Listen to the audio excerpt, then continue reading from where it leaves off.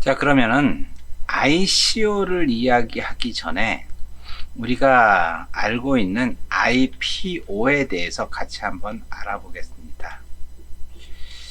IPO, 일반 회사들이 투자를 받을 때 하는 거죠. 그래서 Initial Public Offering의 약자입니다. 그래서 기업 공개를 IPO라고 얘기합니다. 기업이 외부 투자자들에게 주식을 공개해서 주식을 팔아먹는 걸 갖다가 IPO라고 얘기해요. 기업 공개라고 얘기하죠. 신규 상장이라고도 하는데, 이 목적은 맨 처음에 자기가 돈을 내서 기업을 만들었어요. 기업이 어느 정도 안정적으로 돌아가고 있으면은 여기다가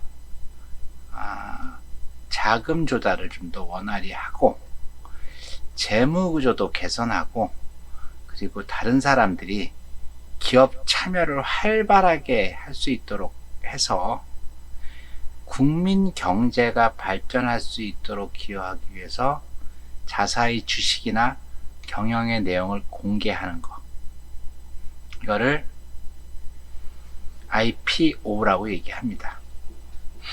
IPO를 하면은 기업이 어떤 혜택이 있을까요? 네. 일단 기업 공개를 하기 전에는 주식에 대해서 투명하지가 않죠. 투명하지가 않은데, 일단 발행한 주식에 대해서 가치를 누군가에 의해서 공정하게 결정을 해줘요. 이제 기업 공개를 하고 나면은 어떻게 돼요? 시장에 의해서 결정이 되는 거죠. 그리고 이 기업에서는 주식을 공개하면은 주식을 공개할 경우 양도소득세를 제외해주고 상속세나 증여세 혜택을 줍니다. 그리고 자금 조달 능력이 무지하게 좋아지겠죠. 그래서 기업 공개를 하는 대부분의 기업들은 다 이것 때문에 합니다. 주식을 팔게 되면은 거기서 주식 통해서 그 기업의 자금이 훨씬 더 원활해지겠죠. 그러면 돈이 많다는 얘기는 새로운 사업도 할 수 있는 거고, 이런 거죠. 그 다음에 이제 주주의 분산 투자, 이것도 어떻게 보면 장점이 될 수가 있겠죠. 사장 혼자 막 마음대로 좌지우지 하는 게 아니라 주주들이 있음으로 인해 가지고 훨씬 더 경영을 안정화하게 할 수 있죠.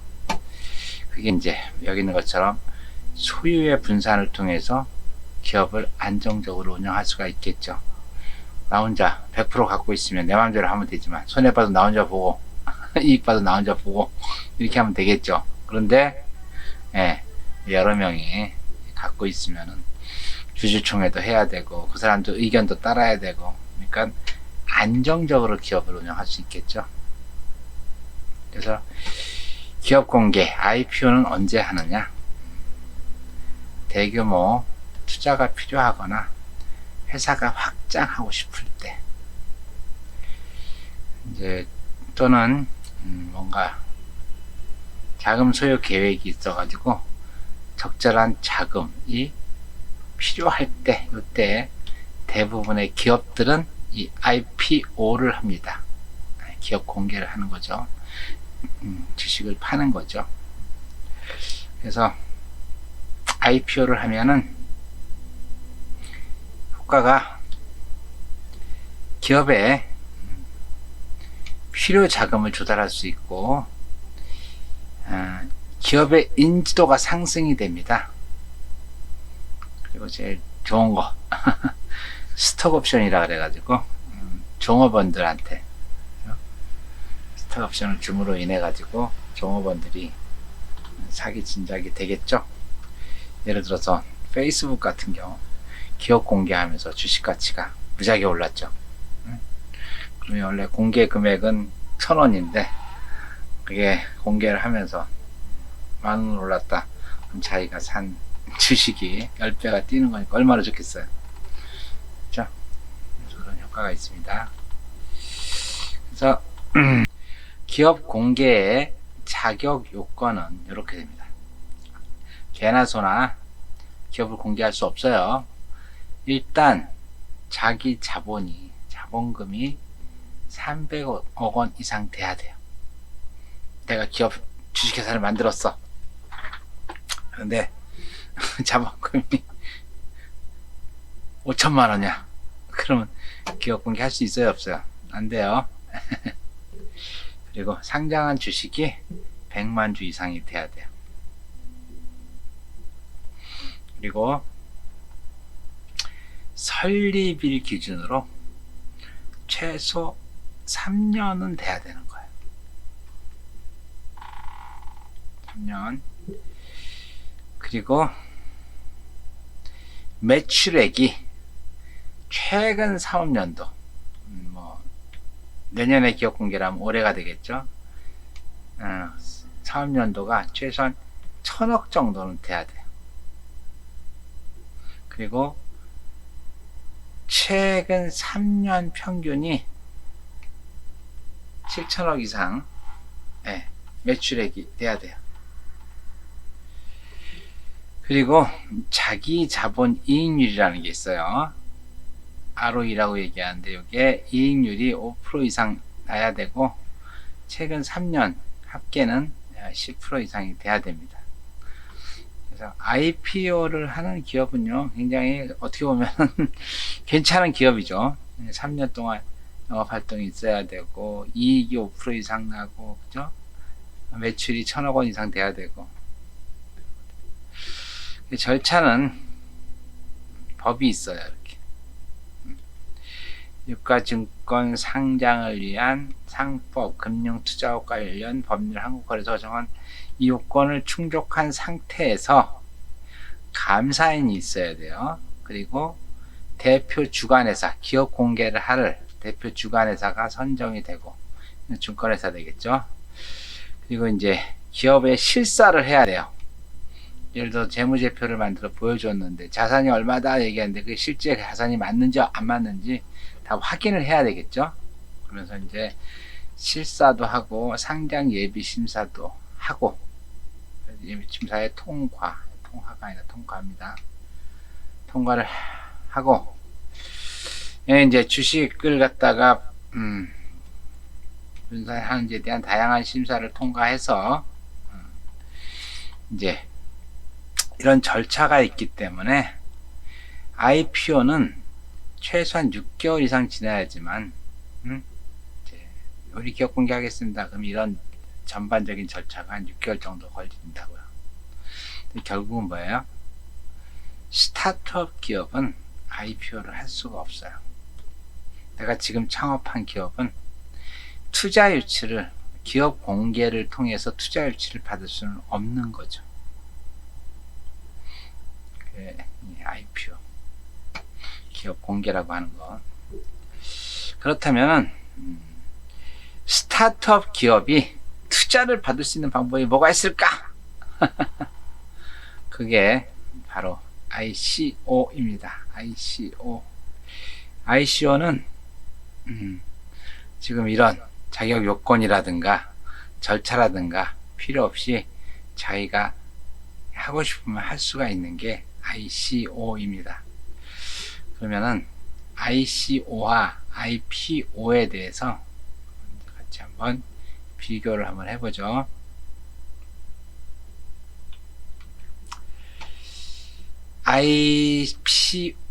IPO하고 ICO를 비교할 때 투자 제출해야 되는 서류나 정보 같은 거 있죠. 여기에 IPO 같은 경우는 투자 설명서도 있어야 되고, 투자자들이 알아야 될 핵심 정보와 아까 법적의 제재를 받는다 그랬잖아요. 법이 요구하는 내용, 성공적 기업 운영한 필요한 요소 같은 거, 그리고 이 법적 효력이 있는 투자 설명서 있죠. 투자 설명서 내용이 허위이면은 법적으로 책임을 져야 돼요. IPO 같은 경우. 그래서 이제 이 손익계산서, 그 기업을 3년 동안 운영을 했죠. 여기도 오타가 있네요. 손익계산서, 현금흐름표, 이런 것들에 대한 외부 회계법인에 의해서 감사를 받아서, 아, 이거 재무제표가 정상적이다 라는 이런 것들이 있어야지만은 실제 IPO가 가능합니다. 그런데 ICO는 되게 쉬워요. 자기가 그냥 백서 하나만 작성하면은 외부 감사 받을 필요도 없고 법적으로 뭘 밝힐 정보나 절차도 없어요. 비트코인이 뭘로 만들어진 거라 그랬어요? 백서 하나 가지고 만들어진 거죠. 그 백서를 보고 오타쿠들이 투자도 하고 개발도 하고 해가지고 만들어진 게 비트코인이잖아요. 그래서 다 필요 없고 화이트 페이퍼 하나 가지고 투자를 받을 수 있는 게 바로 ICO입니다. 두 번째, 주식과 토큰의 권리의 차원에서 봤을 때 IPO는 기업의 가치를 말해줄 주식을 하는 거예요. 주식을 본인이 받는 거예요. 투자를 한 만큼 주식을 갖는 거죠. 기업이라는 재산을 분배받을 권리를 갖게 되는 거죠. 그리고 IPO를 통해서 주식을 사면은 이익이 발생했을 경우 배당을 받을 수가 있고 경영에 참여할 수 있고 의결권이 있어요. 기업 공개에서 주식을 사게 되면. 그런데 ICO 같은 경우는 주식이 있는 게 아니에요. 그냥 토큰만 받는 거예요. 아까 얘기한 그 유틸리티 토큰 말씀드렸죠?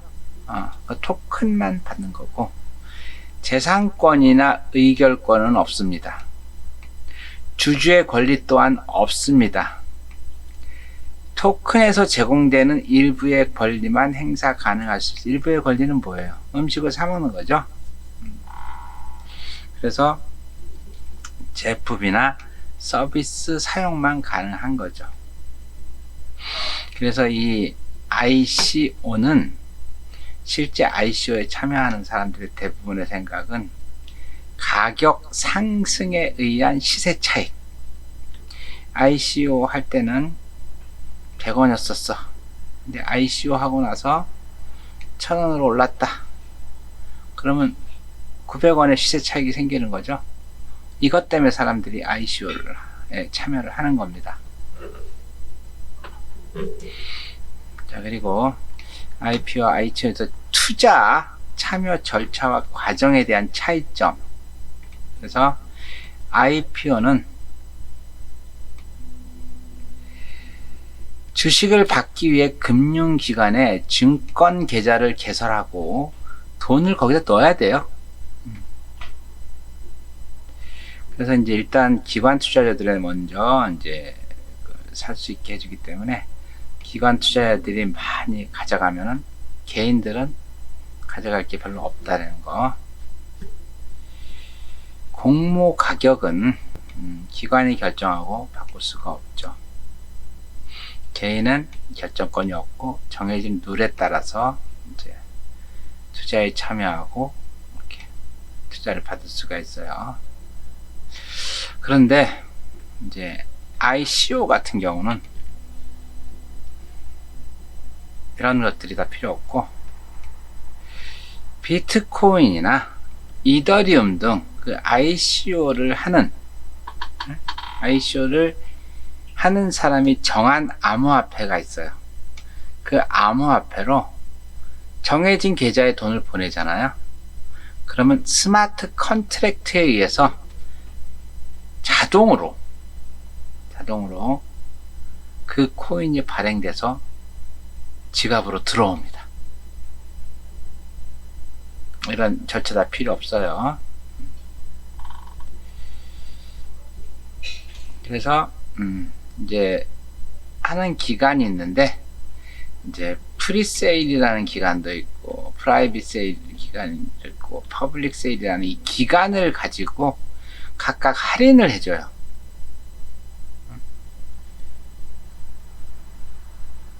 프리세일 같은 경우, 그래서 이제 각각 가격이 달라요. 프라이빗 세일보다는, 퍼블릭 세일보다는 프라이빗 세일이 훨씬 더 가격이 저렴하고 다양한 할인 가격 정책은 있습니다. 그리고 여기는 이 IPO 같은 경우는 가격이 딱 정해져 있어요.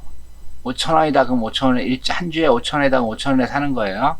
근데 얘는 어떻게 돼요? ICO는 1코인이 0.1 비트코인에 팔기도 하고 0.5 비트코인에 팔기도 하고 0.9 비트코인에 팔기도 하고, 이렇게 언제 따라 프리 세일, 프라이빗 세일, 퍼블릭 세일, 이 세일 기간에 따라 가격을 다르게 팔 수가 있다는 겁니다.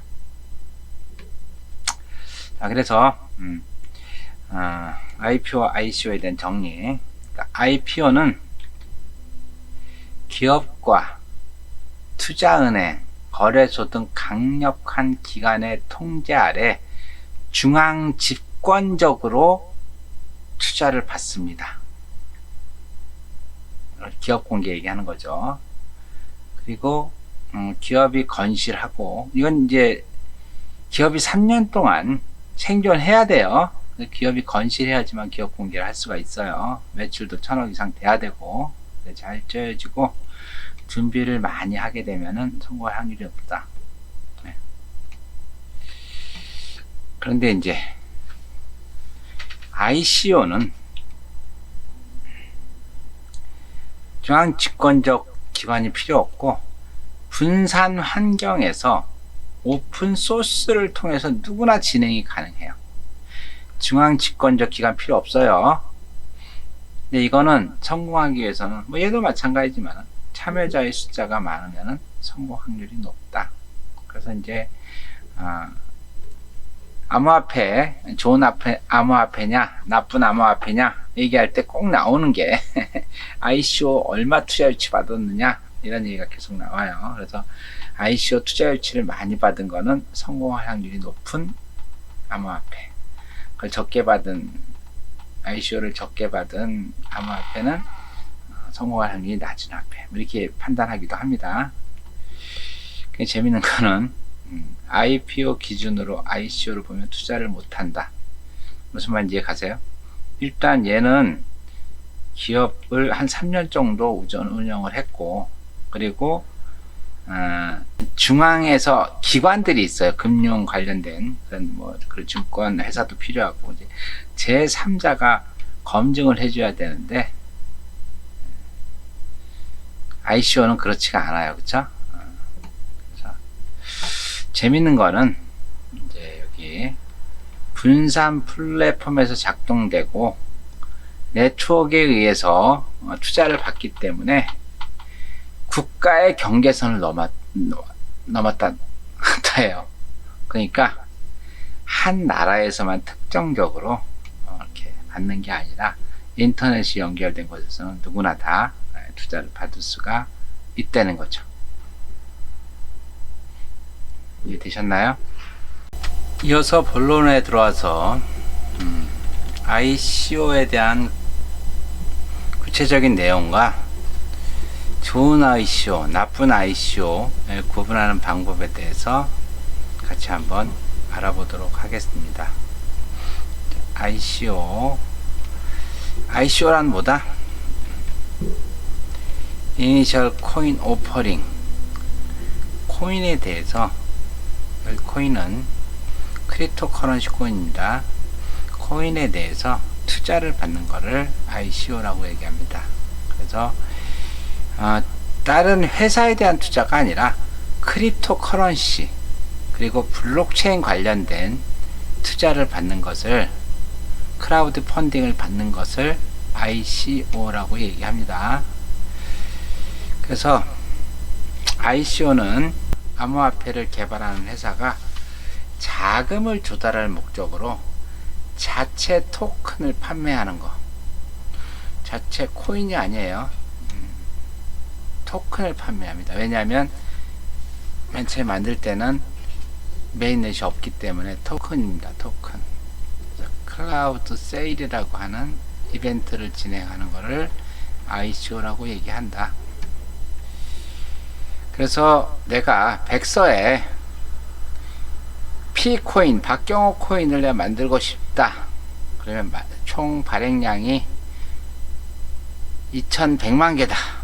그럼 그 중에서 100만 개만 토큰을 해지한 다음에 그 해지한 토큰 100만 개를 ICO 투자자들한테 판매를 하는 거죠. 박경호 코인이라는 거를 100만 개를 갖다가 팔아가지고 내가 그 박경호 코인을 개발하는 데 필요한 자금을 모집할 수가 있겠죠.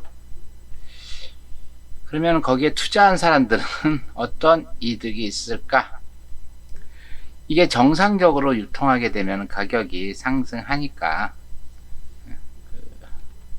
거래소 상장하기 전에 해당 토큰에 투자함으로 인해서 상장을 하면은 대부분의 코인 값이 올라갑니다.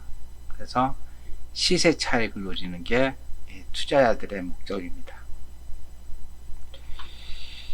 말씀드린 대로 이제 ICO와 IPO의 차이점 얘기했죠, 그쵸?